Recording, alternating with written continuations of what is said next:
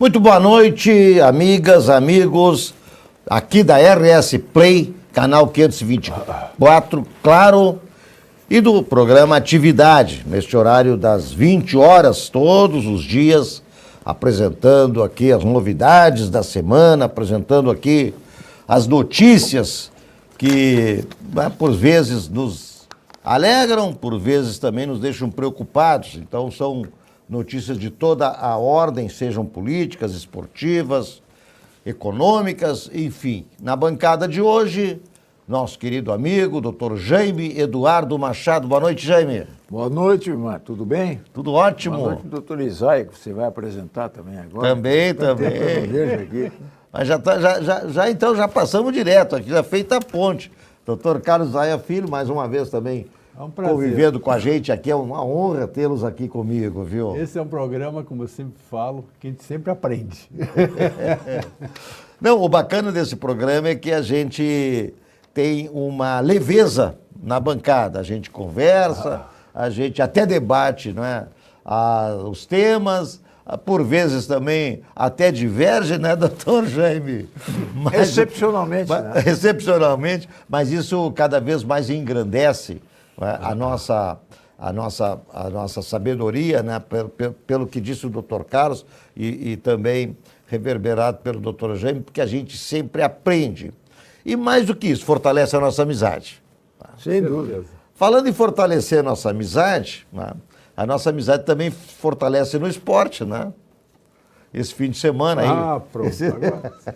Esse domingo de Páscoa, esse fim de semana trouxe... Aliás, como é que foi a Páscoa dos senhores? Foi ótima, né? Excelente. Coisa Terminou boa. só um pouquinho É. mal, mas foi bem. Mas em família que interessa, Não, né? família Em família que interessa, né, doutor Jaime? Eu tenho 2 netos, né? E Coisa com ele boa. tinha motivo para elencar, se não tivesse ninguém, mas tinha sobrados motivos para comparecer lá e foi. O Jaime, tu é o vovô aquele, eu faço isso, tu é o vovô que põe as patinhas do coelhinho ainda pros netos? Faço tudo, escondo o ninho, tem que procurar o ninho. Tem um marmanjo lá de 14 anos que queria ninho, vai ganhar o ninho, vai procurar o ninho. E achou. Não, mas a minha neta me aprontou, sabe? O que ela disse para nós, Zé? Vô, a gente aceita que o coelhinho existe, mas ele não existe, né, vô? Ela tem 6 aninhos. Né? Pô. Já não acredito. Já não acredito. É uma pena. Aí eu mas- aprontei para ela, coloquei lá na cozinha, tem um balcão e tal, né? E a gente colocou as patinhas subiam na cadeira, né? E lá pelas tantas, a mesa lá, o balcão é branco, um vidro por cima, do outro lado tem cadeiras também. Eu coloquei um cestinho atrasado. Eu coloquei lá no meio das cadeiras para ela assim, ó, vamos dar uma de... Tu sabe o que é detetive? Eu sei o que é detetive. Então tá. Então nós vamos dar uma de detetive. E aí lá pensando, eu disse para ela assim, Jaime, vamos esgotar as possibilidades, todas. Aí ela falou, o que é esgotar, vovô? Não, olha, é impressionante, né? Na realidade são festas religiosas assim que acabam perdendo o seu significado, né? Principal e comercial. Mas o ambiente familiar, né, é o que interessa. Né? E esse aí, seja comercial ou seja religioso, ele consegue unir as pessoas familiares. Eu acho que isso aí é fundamental. E acho muito legal isso que disse o Jaime Isaia, pelo seguinte, porque a gente justamente, na verdade, a gente renasce, né? A cada Páscoa, a gente renasce com as crianças. É interessante, né? A gente consegue repetir o que nós fazíamos, a gente consegue repetir com os netos o que nós fazíamos com os filhos, né? Eu sempre digo que os netos são os filhos com açúcar. Especialmente na Páscoa. Né? Ai, como? Agora, na verdade, né, eu vou divergir um pouquinho, porque, na verdade, a gente não faz com os netos o que a gente fazia com os filhos. Com os filhos, a gente era mais repreensivo, Sim, né? sem dúvida. Aí sim, aí como é que é o filho com açúcar, né? Aí os não netos tem. são Eu tenho filhos filho com açúcar, Eu né? tenho uma experiência muito interessante. Quando nasceu meu primeiro filho, hoje já está mais de... Hoje já é idoso, né? Mas quando ele tinha lá 1 ou 2 anos, eu trabalhava na Rádio Guaíba e levei ele lá uma ocasião e tinha um técnico lá, o Alcides Krebs, né, que trabalhava com a parte técnica, que me viu chegar lá com ele todo faceiro, coloquei o guri no colo, tirei cabeça para baixo e tal, ele dizia assim, olha, aproveita quando eles estão com essa idade, porque depois dos 12 eles começam a encher o saco. E é verdade. Entrou na adolescência, o jogo é outro.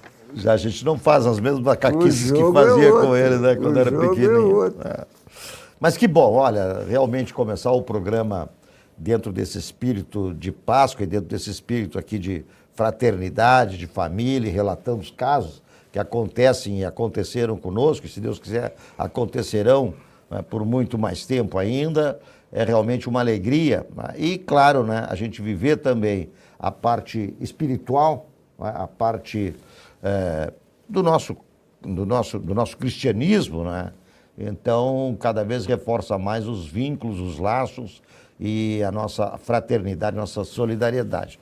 Mas vamos passar pelo esporte então, doutor Jaime, porque hoje já o nosso Maurício aqui já perguntou para mim por que eu vim de camisa vermelha. Eu não sei realmente, eu não sei responder, viu? Não sei responder, Jaime. Eu vou fazer um registro aqui de saudade, de homenagem. Faleceu hoje o Juarez. Ah, é verdade. O Juarez, o tanque.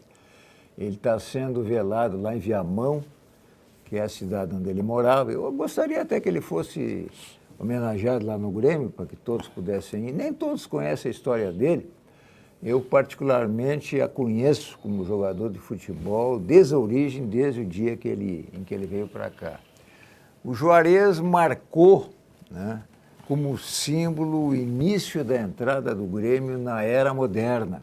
Ele veio para cá. A era moderna que eu considero do Grêmio é a inauguração do Olímpico, de lá para cá. Né? Embora eu tenha conhecido a Baixada, não assisti a inauguração da Baixada, que foi nos anos 30, mas nos anos 50 e 54 estive na inauguração da Baixada.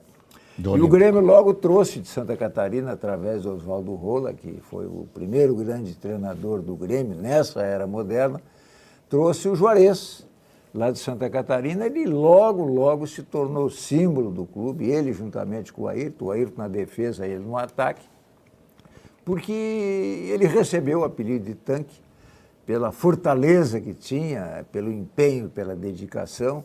E eu acompanhei toda a trajetória do Juarez no Grêmio até o seu encerramento no final dos anos 60. Né?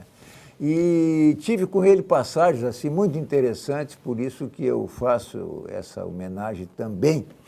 Eu, na época, como eu disse há pouco, eu trabalhava na Rádio Guaíba, ainda guri, e na minha estreia com microfone nos Eucaliptos aconteceu o famoso Grenal do Papai Noel Azul, em que o Paulo Santana se vestiu de Papai Noel, o Grêmio ganhou. O Grêmio já tinha perdido aquele campeonato, foi em 61, o Internacional ganhara com o Sérgio Moacir de treinador, o Sérgio, que tinha sido, em época anterior, o símbolo do Grêmio também como goleiro, mas o Foguinho chegou lá e tirou ele fora, trouxe aquele Germinário de camisa amarela do futebol argentino. Foguinho revolucionou aqui, mas vamos voltar ao Juarez. E o Juarez fez o terceiro gol num Grenal em que o Grêmio saiu perdendo 2-0 nos Eucaliptos. E no segundo tempo virou. E eu estava na goleira da direita dos Eucaliptos, para quem lembra, a direita do pavilhão social, com o microfone na mão ali, assustado e tal. Eu tinha uns 17, 18 anos. E eu ficava ali para repetir os lances de área, o narrador me chamava, era o Mendes Ribeiro. E o Grêmio fez 2-1 e fez 2-2 e no terceiro gol o Juarez praticamente sentado, cabeceou no gol do Silveira. E eu não me aguentei, eu invadi o campo com o microfone e tudo, foi um escândalo. Né? Inclusive tem uma imagem antiga desse episódio aí, que eu estou tentando recuperar, mas eu literalmente invadi o campo e o narrador era o Ribeiro, era o chefe da equipe esportiva, ele me expulsou da jornada, porque não tinha com que trabalhar, porque arrebentei tudo. Era um fio preso a um pré-amplificador, a gente ficava um técnico, e eu no banquinho do lado. Quando ele fez aquele terceiro gol, já aos 90 minutos, eu invadi o campo com aquela tralha toda para entrevistar o Juarez, e arrebentei. Ele não pôde nem me chamar, não pude falar, porque não saiu nada, né? E ele me deu uma suspensão lá de uma semana, foi a minha estreia. E eu tive um afeto especial pelo Juarez, depois passei a encontrá-lo numa confraria do Dante Noato, que era um jogador, um sócio do Grêmio que tinha sido atleta olímpico, e na casa de quem a gente ia às vezes se encontrar. O Juarez foi até os 97 anos, cumpriu a sua missão e marcou indelevelmente a sua passagem pelo Grêmio. Ele era muito forte, né? Ele era muito forte, entroncado, não era muito técnico, e ali, a 1 metro e pouco do jogador, do Juarez, eu conseguia ouvir uma coisa que ele repetia várias vezes. Os caras entravam a arrebentar em cima dele e ele jamais revidava. Ele fazia um sinalzinho e dizia, pode bater que a próxima é minha.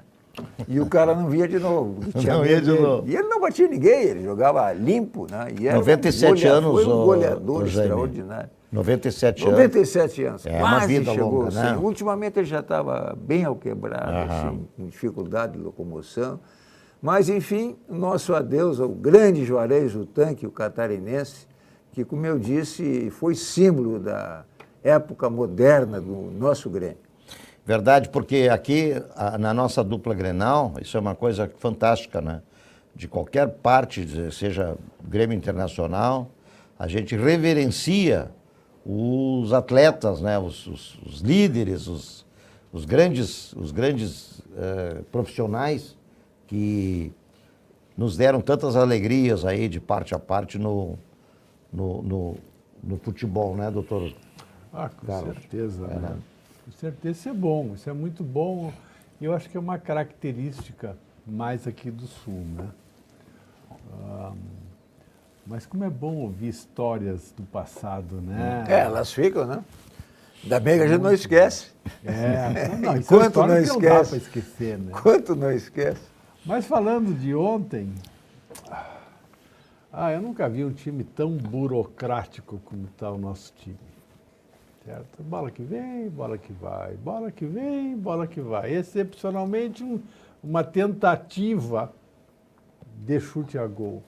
Olha, eu me irritei muito ontem, certo? Assistindo o primeiro tempo e o segundo também. Eu acho que o Grêmio ontem entrou de salto alto, achando que ia fazer 3, 4, 5, que era o último time.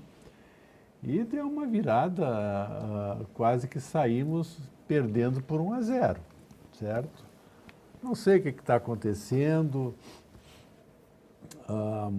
E a gangorra do Grenal é impressionante, né? Quando um sobe, o outro desce. Quando um sobe... Por que isso? Seria tão interessante que os dois subissem, né? Logo, logo, se o Grêmio continuar assim, o Inter sobe e o Grêmio vai lá perto da zona do rebaixamento e já inverte a situação que estava no início do ano. É interessante, né? Um técnico uruguaio e um técnico português, né? Parece que o técnico do Inter começou a captar bem essa situação. Não sei. Eu estou bastante apreensivo. Vamos ver agora, quarta-feira, o Grêmio vai jogar com o time reserva, provavelmente, lá no Uruguai. Mas já no próximo fim de semana, que é o Grenal, o técnico do Inter já disse que o Inter é o favorito. Eu acho isso ótimo, certo? E aí vamos ver. É no sábado o Grenal? É no sábado? É sábado, no sábado, sábado né? no Beira-Rio. Mas essa estratégia do treinador do Inter, ele já usou no outro, ele atira a responsabilidade para o adversário, né? Isso é coisa de malandragem. Sim, com certeza. Né? Essa história de favoritismo velho, é pura malandragem. Pensa que aqui ninguém sabe. Mas é um Grenal, como nós tivemos tantos aí sem favorito, né? E tanto mais agora que os dois estão numa situação muito semelhante, mesma posição na tabela, sendo que o Grêmio está um pouquinho na frente porque tem 0 gol de vantagem. O Internacional tem -1. Essa é a ínfima diferença entre eles. E se, como dizia o Eudo Meneghetti, Grenal é sempre Grenal, que é uma frase repetida e repetida pelo conselheiro Acácio, né? Eu acho que tanto mais agora, com muito mais razão, esse Grenal vai ser um Grenal imprevisível também, né? Mas, de qualquer maneira, é a nossa festa. E tudo que se quer que seja uma festa de futebol, de esporte, de congraçamento, e nada de violência, e muito menos que qualquer pretexto sirva para que a violência ou discussão, qualquer tipo de desentendimento empane o brilho do jogo. É a nossa festa, né? Vai É a ser nossa festa. Só esse ano esse vai ser o terceiro Grenal. Né? É verdade, né? Um atrás do outro. E infelizmente, para mim, ao menos que eu não vou no Beira-Rio, não por preconceito, não vou lá porque eu não quero perder na casa do adversário, porque quando eu perco em casa eu fico mais à vontade, eu posso circular. Agora, quando eu perco no adversário, eu vou ter que sair correndo. Mas eu terceiro lá, porque os dois Internacional jogou na sua casa, porque tinha vantagem no regional, e agora vai jogar esse por sorteio lá, que houve o segundo, só do segundo turno, que vai ser na Arena. E com isso nós vamos ficar vendo na TV, né? Que é uma forma mais segura de assistir o jogo. Maurício já está nos atualizando aqui, ó. Quarto Grenal, fase de grupos gauchão, foi 2 na final, e agora então aqui no Brasileirão, o Grenal que há poucos dias atrás aí, que o Grêmio ganhou, né? E agora quarto, esse do então, sábado. não, nem terceiro. É o quarto? Quarto Grenal. Quarto Grenal. Quarto Grenal, o Maurício está nos atualizando. Então, não existe favoritismo, obviamente, mas é interessante que o Grenal sempre eu sempre digo o seguinte, é um campeonato à parte o Grenal. O Grenal, na verdade, representa, independente do que está sendo disputado, independente de quem está na frente, quem está atrás, na tabela, enfim, sempre é um jogo que atrai a atenção de todo mundo, porque, na verdade, é uma disputa, né, do Grenal, como se fosse um campeonato isolado, né, um campeonato dentro do campeonato. Vamos ver o que vai acontecer. No Beira-Rio, então, no sábado, às 20 horas e 30 minutos. Que horáriozinho danado, hein? Mas pelo menos é um horário, pelo menos é no sábado, né? Ontem eu fui domingo, eu fui ao jogo e cheguei 11h30 e tanto. E tinha que trabalhar cedo hoje de manhã também. Não, exato. Também nem tanto, né? Muito bem, acho que de futebol é isso aí, né, doutor Carlos? Com certeza. Com certeza, né? Tá. O Inter, para não deixar passar em branco, o Inter parece que se encontrando. Agora, foi o senhor que disse, doutor Carlos, que era o treinador do Inter se encontrando, né? O Inter, sim, de fato, gente. O Inter se encontrando pelo treinador. O treinador, de certa forma, doutor Jaime, eu entendo que no caso do Internacional, ele está dando uma dose muito forte de vitalidade, coisa que o time não tinha. Bernabé, por exemplo, olha o golaço que o Bernabé fez. Olha a correria que o Bernabé teve em campo, não se posicionando apenas na esquerda, buscando o jogo na direita. É uma coisa diferente. Vocês acabaram deixando o pobre do Dorival desempregado, ganha. O Dorival. Deve ter uma cláusula de multa baixa, né? Perdeu, né? Perdeu o emprego, né, o Dorival. Vocês tiraram o emprego dele. Fazer o quê, né? Não é fácil, não é fácil. São 10 já esse ano, né? São 10 treinadores. Não, enfileirou um monte. 10 rodadas e 10 treinadores demitidos. Enfileirou Nenhum deles triste, porque a multa que eles vão receber agora vai se acumular com o clube que os contratar depois. Pois é exatamente, uma penalidade do Ninguém fica triste. Tipo a penalidade do judiciário, né? O juiz, quando é removido, ele vai para aposentadoria. É interessante, né? Porque normalmente quem tira técnico é a torcida, né? Não, é a torcida, isso não tem dúvida. É a torcida. O resultado, o que interessa é o resultado. Vamos lá, então, falar um pouquinho do nosso Banco Banrisul. Olha o Banrisul aí, o Banrisul está com novidade, hein? Banrisul apresenta Banriway, a conta digital que marca o início da vida financeira de crianças e adolescentes. O Banrisul sempre inovando, apostando na juventude, apostando na gurizada. Isso é muito legal. Sem tarifa mensal, Banriway oferece Pix, Banricompras, rendimento automático e recarga de celular. Tudo integrado ao dia a dia. Cada funcionalidade foi pensada para ensinar, na prática, o valor do dinheiro e incentivar escolhas mais conscientes desde cedo. Olha, eu acho que isso aí, viu, até fazendo um corte aqui na matéria, para dizer o seguinte, essa área, doutor Carlos, de economia, de trabalho com dinheiro, o controle, o gerenciamento financeiro da gurizada que recebe mesada, principalmente, doutor Jaime, tinha que estar nas escolas, viu? Tinha que estar dentro da escola. Uma disciplina, né, de gestão financeira. Também acho, saber até onde pode ir E até onde não dá para ir. Exatamente. Saber se controlar e mais do que isso, né? Não se endividar. Então, enquanto os filhos ganham autonomia e aprendem a lidar com o próprio dinheiro, os pais acompanham cada movimentação, definem limites e recebem notificações pelo aplicativo Banrisul. Tudo de forma simples e segura. Não, parabéns, Banrisul, porque essa aí, o pai não fica alheio àquilo que o filho faz. Ele também ajuda a controlar, da norte, né? E assim a família participa de perto da construção de hábitos financeiros mais responsáveis, estimulando o diálogo sobre planejamento, organização e consumo consciente. Este é o Banrisul, o banco da nossa terra, inovando sempre. É o aspecto educativo. Meu filho manda mensagem quando acabar a prova pra eu te buscar, tá? Pior é que eu tô com pouca bateria e não trouxe o carregador. Ah, meu, tem que te ligar. Vive esquecendo as coisas. Opa, tudo bem. Ué, meu cartão? Passa no meu. Vive esquecendo as coisas. Banriway é a primeira conta do seu filho, para ele aprender a cuidar do dinheiro com o seu acompanhamento. Banriway, a vida financeira do seu filho começa aqui. Outro empreendedor também de primeira linha, está aqui conosco há muito tempo no Atividade, é Algair Incorporações.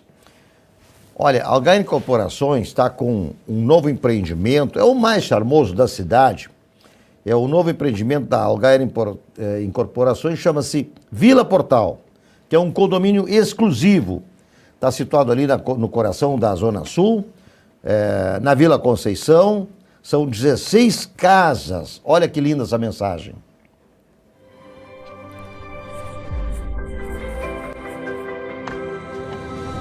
Vila Portal. Um condomínio exclusivo no menor e mais charmoso bairro da cidade, a Vila Conceição. 18 casas em torno de um patrimônio histórico. Um casarão colonial que está sendo restaurado para ser o coração social da Vila Portal. Dr. Carlos Isaia Filho, o senhor tem uma novidade interessante, curiosa, mas preocupante também para nos falar, né? Tem sido comentado e existe um projeto de lei que está sendo tramitado na Câmara, falando sobre violência obstétrica. O momento do parto é um momento muito sublime, que às vezes bastante complexo.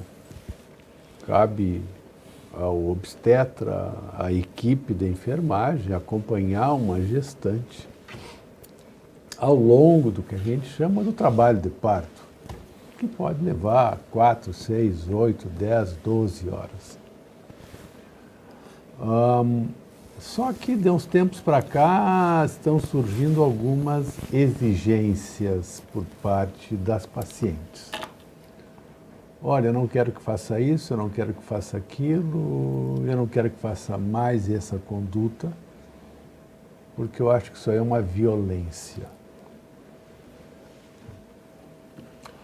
Ora, o atendimento obstétrico é um único atendimento que um médico presta, em que ele trabalha com duas vidas, mãe e filho, em que ele tem que dar toda a atenção, não só ele, mas toda a equipe, para que a mãe esteja bem e o filho também, que está dentro do ventre materno.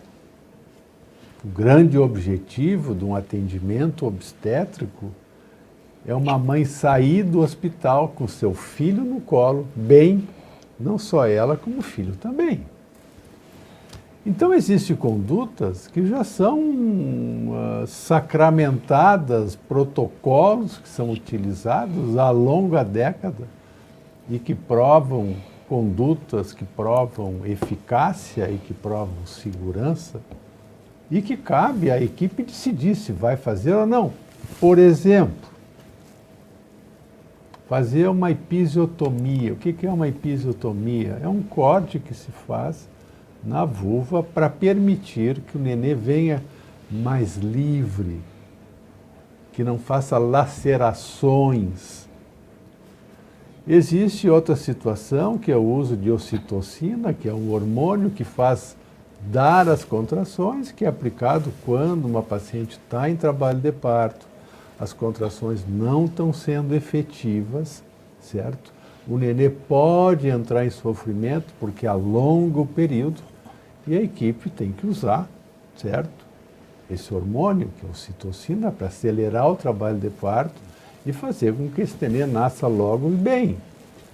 E existem casos nos quais a paciente está em trabalho de parto ou acontece algum problema que nós chamamos muitas vezes de sofrimento fetal e que, se não houver uma intervenção, pode haver prejuízo, até a morte de um feto, certo? Porque se alongou muito e aí se faz uma operação cesariana, muitas vezes de urgência.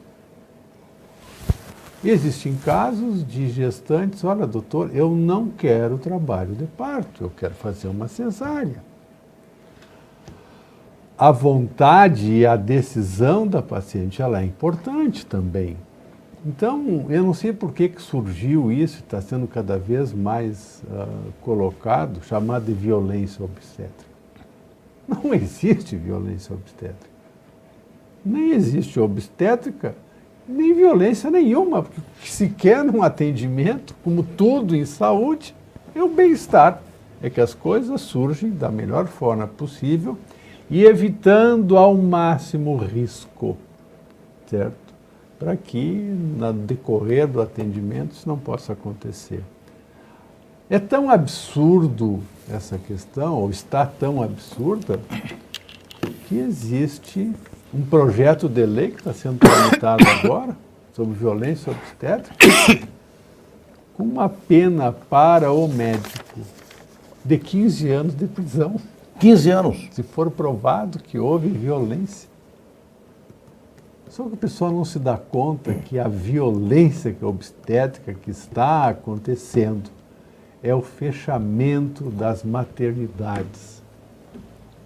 Só aqui no Porto Alegre, no espaço de 2 anos, nós perdemos 3 maternidades, certo? Por quê?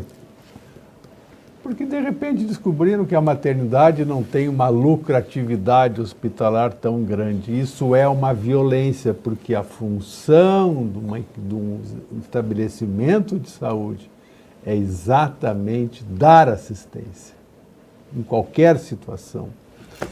Ora, o que está acontecendo e o que vai acontecer se isso vingar?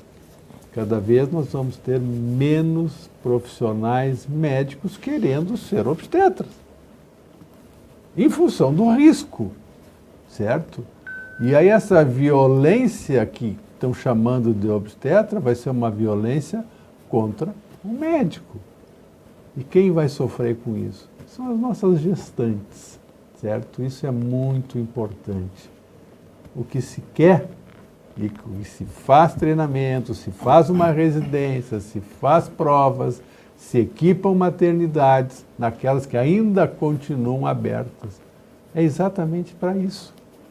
Para que no final, essa mãe saia do hospital feliz, contente, com um filho que nasceu bem, que não teve nenhuma sequela de parto.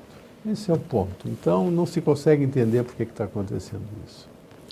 Doutor Jaime, o senhor que foi uma procurador, curiosidade, sim. procurador da República, né, doutor? Subprocurador-geral. Geral da República. O título é maior que eu. Não, mas a grandeza do título não é maior que o senhor. O que que eu... Ah, não, eu tenho curiosidade. Eu desconhecia a existência desse projeto aí e sempre há uma motivação, né? A primeira indagação que se faz num caso desse é o que teria determinado essa preocupação com a penalização do médico, o aumento de números de casos, né, ou a existência de casos, ou o risco de que haja casos desse tipo. Sempre há uma motivação, eu confesso que eu não sabia da existência desse projeto, e sempre há um motivo para que alguém tenha feito esse tipo de proposta, de projeto de lei. Veja bem, doutor, Nós temos indicadores, certo? Os grandes indicadores na área obstétrica é mortalidade materna e mortalidade neonatal. Neonatal significa a criança que recém nasceu, certo? E categoricamente, os índices de mortalidade materna e mortalidade neonatal, ao longo dos anos, Aumentou? vem decaindo. Decaindo? Decaindo. Sim, até pela modernidade, pelos Exatamente. recursos e tal. Modernidade, equipes melhor adequadas, condutas, certo, que são seguidas, ou a gente chama de protocolos também. O que acontece às vezes, certo? O que vem acontecendo? Hoje existem os chamados planos de parto. Que a gestante diz, doutor, eu quero que meu filho nasça assim, assim, assim, assim, assado. Eu não quero que faça isso, nem mais aquilo. O médico, ele tenta trabalhar em cima dessa vontade. Mas muitas vezes, em função da situação, ele tem que agir e fazer um procedimento que a gestante não gostaria que fosse feito. Mas ele está fazendo isso para quê? Para o bem-estar materno-fetal. E às vezes não usar uma atitude dessa, certo? Eles estão chamando de violência. Agora, o médico, se não toma uma atitude que visa um bem-estar, ele está sendo negligente. E aí o problema é maior ainda, certo? Agora acontece que sempre foi assim. E dentro dessas condutas que vêm sendo tomadas nas maternidades, nós estamos com indicadores cada vez melhores. Menor mortalidade materna, menor mortalidade neonatal e assim por diante. Esse é o grande indicador que nós temos de eficiência, certo? Agora, o que adianta uma mãe não permitir que faça um procedimento e que venha uma criança que nasça mal, ou precise de ir para uma UTI neonatal, ou que ela fique com alguma sequela, certo? Por não ter feito um procedimento que estava adequado e determinado para ser feito, nesse sentido, em que o médico recua de fazer, ele passa a ser negligente porque tinha um plano que não poderia fazer isso nem aquilo, senão seria uma violência obstétrica. Não existe. Bom, não pode ser assim. Pelo que eu entendi, parece claro que aumento não houve. Isso aí justificaria a preocupação do legislador. Muito pelo contrário. Justificaria a preocupação do legislador se houvesse aumento. Se não houve aumento, e se isso aí parte de um pedido da própria mãe ou do pai, sei lá, eu acho que uma forma normal seria, dentro dos limites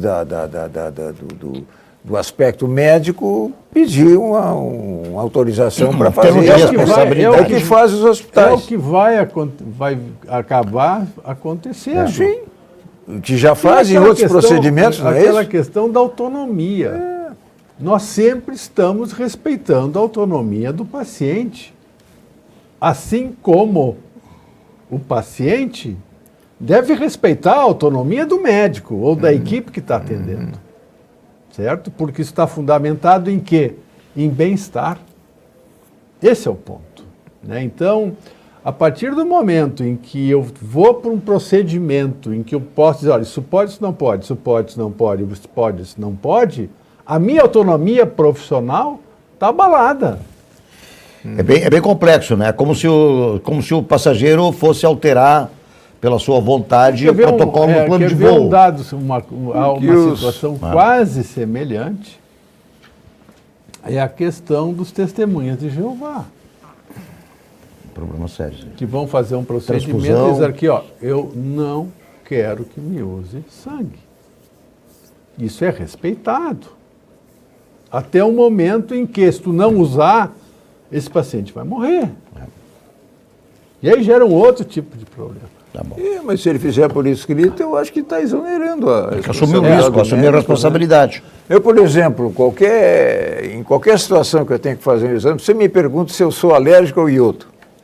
Eu tive um episódio, quando eu tinha 12 anos de idade, que se usava, você deve lembrar, não sei, do colubiazol.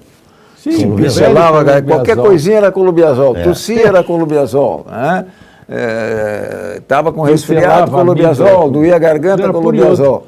Então eu digo, olha, eu tinha 12 anos de idade eu usava colubiazol, agora eu fico imaginando o seguinte, se eles colocarem iodo lá no procedimento e dar um problema comigo, não sei o que vai acontecer, mas eu digo porque realmente eu tive. Tá bom. Como eu poderia dizer sem ter o risco, né? Mas não vou fazer isso. Com certeza. Mas é difícil, realmente é uma situação difícil de resolver. A vida está um pouquinho complicada, né, doutor? Sim, É sempre complicado. esteve, cada vez mais. Cada vez mais. Vamos falar de Zafari. Zafari, mais um grande empreendimento aqui da nossa terra. Zafari, que está completando quase 100 anos, 94 anos, acho que já está de existência do Zafari. Já ultrapassou as fronteiras do Rio Grande do Sul. E, claro que o lema continua sendo este aí, economizar é comprar bem. Vamos ver o VT do Grupo Zafari. Todo mundo tem um jeito de fazer churrasco. Tem quem salga antes e quem salga depois. Faz no espeto ou na grelha, com aperitivos ou direto ao ponto. E tem o Nestor. Aí, vizinho! Dia bonito pro churrasco, né? Chega aí, Nestor. Aí sim! Esse cheiro tá bom, hein?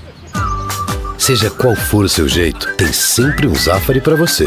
Salzinho aqui, ó. Salzinho, pronto. Vai, sim. Zafari, economizar é comprar bem. Dessa vez tá bem do meu jeito.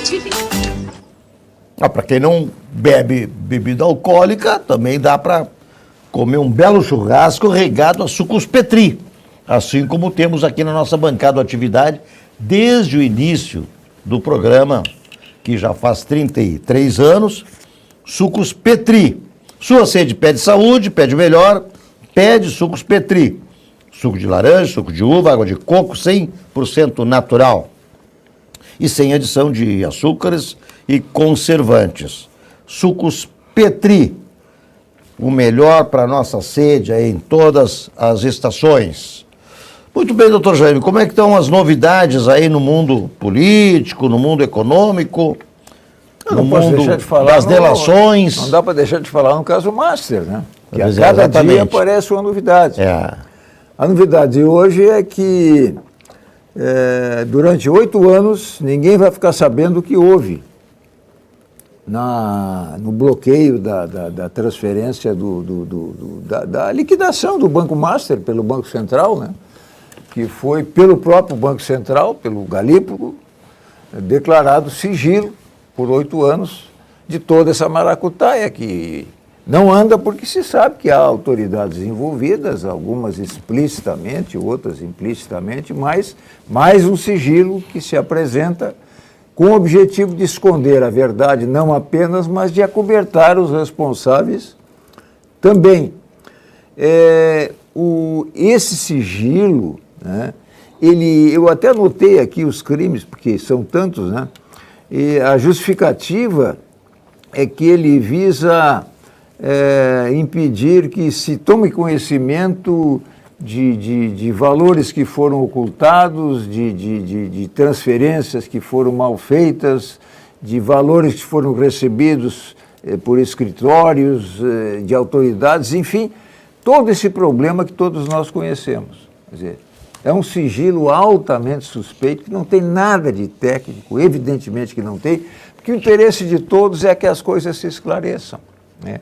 Somando-se a esse sigilo de 8 anos, tem uma previsão agora de 45 dias para o Vorcaro fazer a esperada delação fatiada. Quer dizer, o que se fatia é bolo, né? Quer dizer, para comer separado cada um. Agora, delação fatiada eu nunca tinha visto. Isso não existe no mundo jurídico. Isso aí é uma criação de quem quer esconder alguma coisa, né? Por que fatiada? Não, porque palavras das autoridades, Polícia Federal e Procurador-Geral da República. Porque ele se compromete no primeiro momento a fazer a delação, se é que vai fazer, evitando menção a eventuais ocupantes do Supremo Tribunal Federal, que todo mundo já sabe quais são eles. Esse evitar tem a sinonímia, né, de acobertar. Claro. Se eu estou dizendo que eu vou fazer uma delação e que vou evitar de falar nos membros do Supremo, eu estou acobertando, porque eu já estou dizendo que tem implicância. Senão, não diria isso. O que no direito penal é um crime, né? Porque ninguém pode esconder daquilo que sabe. De modo que essa erosão no conceito particular de membros dos poderes, especificamente no caso dos ministros do Supremo Tribunal Federal, eu tenho dito que é um processo de autofagia da própria instituição, porque ela que está sofrendo com isso, porque ela é perene, ela é permanente. Ela, em tese, funciona e vai funcionar e nós precisamos dela. Agora, quem está promovendo essa erosão permanente, atestada todos os dias, como eu mencionei agora, 2 situações, são os próprios agentes, né? E a proteção vem de dentro para fora, e não a pressão vem de fora para dentro, como querem fazer ver, para justificar prisões absurdas, perseguições abomináveis e tudo mais que nós estamos presenciando aí. Ou seja, O sistema se protege. essa delação entre aspas. Não, na verdade a delação é interessante sim, porque ele está negociando delação, ele não quer, para sair a delação, ele está colocando com condições não ser preso, usar no máximo uma tornozeleira, não ter que devolver dinheiro, não é? Então praticamente está negociando a impunidade. Mas vamos lá, vamos falar de banco bom então, tá? Vamos falar de Sicredi, Sicredi, para quem investe, a Sicredi Origens RS tem uma solução inteligente, que é o crédito com garantia de aplicação. Você utiliza seus investimentos como garantia, sem precisar resgatar. Assim, mantém sua estratégia intacta enquanto acessa crédito com condições diferenciadas. As ofertas são ajustadas ao valor aplicado e à sua capacidade de pagamento, com prazo de até 120 meses. E taxas a partir de 0,29% ao mês, mais o CDI. Olha, vale a pena, viu? Fale com o seu gerente e abra, naturalmente, uma conta no Sicredi. Investir com Sicredi é ter planejamento financeiro para a vida inteira. É ter um portfólio de produtos com diversas oportunidades para cada momento. É ter a segurança que precisa para ver seus investimentos evoluírem com você. É ter sempre um especialista próximo que entende cada um dos seus objetivos. Investir com Sicredi ao longo da vida é ter com quem contar. E como a nossa hora aqui está passando, já estamos aqui quase 21 horas, então é o momento ideal para falar de Di Paolo. Que tal? Di Paolo, que é também mais um empreendimento aqui gaúcho, nosso amigo, parceiríssimo Paulo Jeremia. Existem marcas que servem refeições e existem marcas que constroem experiências. Inspirado na tradição da Serra Gaúcha, da colonização italiana, o Di Paolo transformou hospitalidade, excelência e autenticidade em referência nacional. São mais de 3 décadas de história, 28 restaurantes em 5 estados e quase 2 milhões de refeições servidas por ano, sempre com cuidado em cada detalhe. Essa tradição também encontra o mar. O Di Paolo agora está ali em Torres, com uma unidade das melhores. Bom, a qualidade de Paolo em qualquer lugar, em qualquer das suas unidades, é realmente um diferencial. E Torres agora, então, foi brindada com a Di Paolo. Di Paolo, sabor que atravessa gerações. E aí, então, claro, né, quando a gente comete algum excesso, não tem como deixar de lado. Isso aqui tem que acompanhar na viagem, na mala, na mochila, na casa da gente. Olina, essência de vida. É um auxiliar digestivo indicado em casos de má gestão, causada, evidentemente, essa má digestão por excessos alimentares. Laboratório VESP, há mais de 100 anos. Doutor Carlos. Deixa eu aproveitar Claro. essa tua colocação da Olina. É claro que um dos motivos de uma má digestão vem a ser a pessoa se alimentou demais. Mas hoje, um dos grandes motivos da má digestão é a pessoa fazer um almoço, fazer uma refeição, correndo. Está em cima do horário, porque só tem 15 minutos para se alimentar e assim por diante. Eu sempre digo, se você não está tendo tempo para sentar, se alimentar com calma, não se alimente. Deixa o tempo passar e quando tiver um tempo melhor para poder se alimentar, faça isso, certo? E se a coisa for na corrida e insistir, bom, a ideia é má digestão, Olina, certo? Mas não é só para o glutão. Mas hoje eu diria que as grandes causas de má digestão, daquela sensação de empachamento, é o indivíduo fazer uma refeição correndo, preocupado em cima do horário e assim por diante. Isso é muito importante. A tranquilidade, o tempo para isso é importante, sim. Não esquecendo que os antigos almoçavam e depois o que faziam? A cesta. Cesteavam. La siesta. Para garantir, certo? É. O tempo e assim por diante. Eu sou dessa época, Jaime. Da cesta. Da siesta. Né? Que ainda os... Lá na Espanha eles continuam cesteando. Os espanhóis continuam. Os portugueses também fecham as duas para abrir as quatro. Sem dúvida. Até restaurante eles fecham na hora do meio-dia para não. Pô, não fale dos nossos patrícios, viu? Tem tanto português ganhando tanto dinheiro aqui como treinador de futebol, estão mais do que prestigiados, mais do que... Não pode se queixar de que se fale piada de português, porque está cheio de português ganhando 1,5 milhão, 2 milhões por mês aqui, que era uma coisa impensável até eles terem chegado aqui. Mas você falou uma coisa aí no final da observação aí sobre esse momentoso caso aí do Vorcaro, do Banco Master, que ele estaria fazendo exigência condicionamentos para fazer a sua delação, além de fatiá-la, né, como eles pretendem, fazer junto com o procurador-geral, que também está meio aí nessa história, não entendi bem o que o meu chefe tem a ver com isso, tomara que não tenha nada. Mas é o seguinte, é que as pessoas não sabem, até por serem leigas, o Instituto da Delação Premiada, que é própria do crime de organização criminosa, ele se presta não a beneficiar o delator, mas se presta, em primeira linha, a desvendar qual é a organização. E só reflexamente isso aí vai beneficiar o delator. Certeza. Então a preocupação não tem que ser com o que o delator exige ou não exige, ou faz ou não faz. Ou ele esclarece qual é a organização criminosa, quem é o membro da organização criminosa, ou ele não vai delatar, ou a sua delação não vai ter valor nenhum. Então ele não pode fazer nenhum tipo de exigência. Quer dizer, há uma evidente distorção de concepção que, claro, deve ser conhecida tanto de quem vai receber em nome do Ministério Público, que é o fiscal da lei, como em nome da polícia, que é o investigador, e, posteriormente, o tribunal que vai confirmar ou não confirmar a delação. Então, que fique bem claro, delator não tem direito a nada.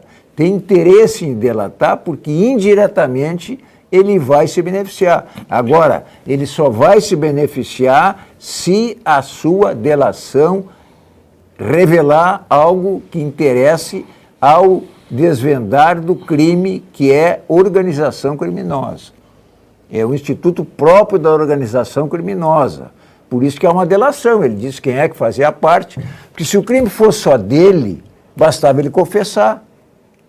Se ele vai dizer que é fulano e beltrano, ciclano está envolvido, fiz isso, paguei, ele está contribuindo para que se desvende, para que se esclareça o crime de organização criminosa. Logo, não faz sentido qualquer tipo de exigência. Qualquer tipo de exigência equivale a não existe delação e ele vai cumprir a pena integralmente, sem qualquer benefício, que só o atingirá, repito, indiretamente, se ele esclarecer o crime principal, que é o de organização criminosa. Importante esse esclarecimento do doutor Jaime, porque A ideia das pessoas grande fazem operador do direito, como compreensível. procurador. Não, é compreensível o equívoco, que só se fala no delator. Agora, qual é o crime? É dele? Não. Se eu cometi um crime de homicídio, eu não vou fazer delação, eu vou confessar. O que chama atenção... Agora, a organização criminosa é outra coisa. Tem 10, 15, 20 pessoas envolvidas e a delação, o objetivo é saber quem é que está no bolo. Não é ele, não, eu vou beneficiar. Não, reflexamente, se você disser quem está aqui, quem fez isso, quem fez aquilo, você vai ganhar um benefício, mas é um benefício indireto. O que chama atenção é que, há dias atrás, o Vorcaro trocou a equipe de advogados para trazer uma equipe mais, digamos assim, afeita a esse tipo de negociação, a delação premiada. E o que está havendo, a meu juízo, é uma inversão de valores, é uma inversão do próprio direito. Quer dizer, na verdade, Vorcaro está ele dando as cartas, aparentemente. Até que ponto isso vai ser aceito, até que ponto isso vai ser realmente, sabe, né? Vilmar, mas ele está dando, ele está querendo as cartas. Na realidade, sabe por que na realidade ele trocou? Porque aquele outro advogado que se dizia que não era adepto da delação premiada, não é que ele não fosse adepto da delação premiada, é que ele tinha clientes dentre aqueles que seriam delatados. E ele não ia ser advogado dele para fazer uma delação e incriminar os seus outros clientes. Então ele pegou um advogado que não tem clientes dentre os possíveis objetos da delação. Foi por isso que houve a troca. Tomara que seja por isso. Sim. Vamos lá. TAP. Vamos falar agora dos transportes aéreos portugueses. Os encantos e a gastronomia das terras portuguesas, de Porto Alegre a Lisboa, em menos de 11 horas de voo, saindo do Salgado Filho. São tarifas civilizadas e aquele atendimento luso a bordo de qualidade que só a TAP Linhas Aéreas possui. Transportes aéreos portugueses. Pois bem, essa questão realmente é uma questão muito delicada, porque a gente não sabe exatamente, e acho que não vamos ficar sabendo, doutor Carlos, até que ponto isso vai ter, vamos dizer assim, a clareza que todos nós gostaríamos que tivesse. Porque tem muita gente grande, muita gente graúda envolvida, né? E pior, né? Ano eleitoral. Ano eleitoral é então, pior coisa que tem. Isso aí é o fundamental. Quer dizer, nós tivemos o Carnaval que atrasa tudo. Nós tivemos a Páscoa que vai atrasar também. E vamos ter agora a Copa do Mundo que vai atrasar definitivamente. Tem a Copa do Mundo também. Tem mais um evento aí. Eu só queria fazer um registro rapidinho. Por favor. Hoje é um dia histórico para toda a humanidade, né?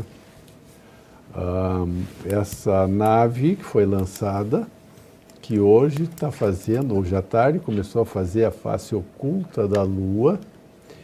Isso mostra a maior distância da Terra que um ser humano, que seres humanos já percorreram, certo? É um fato novo, certo? Mas que tem uma significância muito grande. E aconteceu isso hoje à tarde, né? E certamente, não sei se vão dar uma volta ou duas, mas de qualquer forma, do ponto de vista da astronáutica, passa a ser um fato histórico até então. É muito interessante isso, porque, na verdade, nós que assistimos a chegada do homem à Lua na Apolo 11... Muita gente dá exatamente.